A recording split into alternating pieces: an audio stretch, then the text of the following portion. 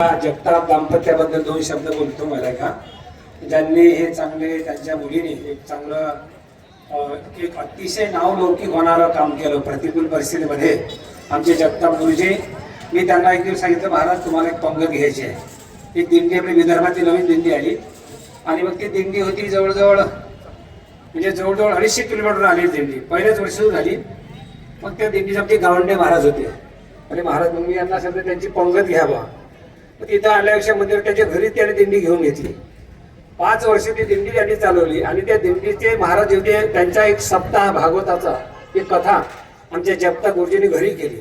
मी कशा करता सांगतो किंवा जगताप भाऊंच्या मुलींनी सरांच्या मुलींनी एवढं दैदिप्यमान यश प्राप्त केलं आणि त्याचा आनंद सगळ्यांना का झाला तर त्याचं कारण तो सात्विक आनंद आहे. जसं सगळ्यांना आनंद झाला, आनंद करते घरोघर कृष्ण जन्माचा, तसं यांच्या मुलीच्या ज्या यशाचा आनंद त्यांनाच व्हायला पाहिजे. आपल्याला काय झाला त्याचं कारण आहे की त्यांनी हे सगळी साधना सात्विक साधनेतून निर्माण केली आणि त्याचा विचार असा झाला. 7 वर्ष त्यांनी भागवत केलं.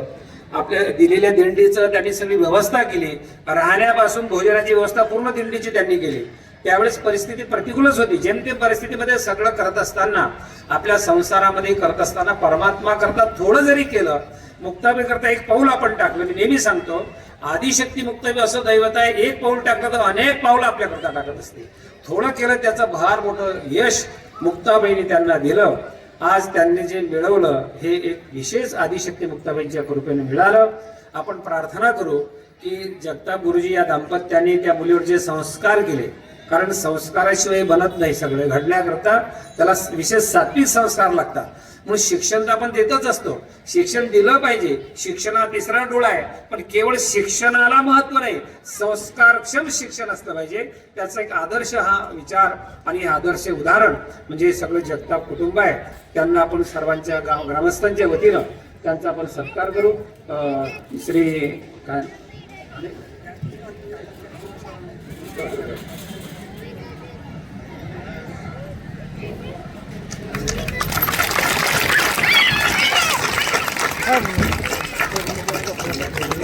गणेश भाऊ इकडे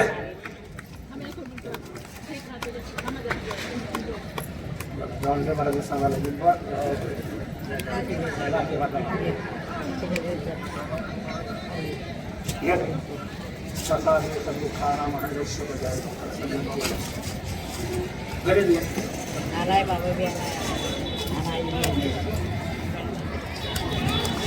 कुंडली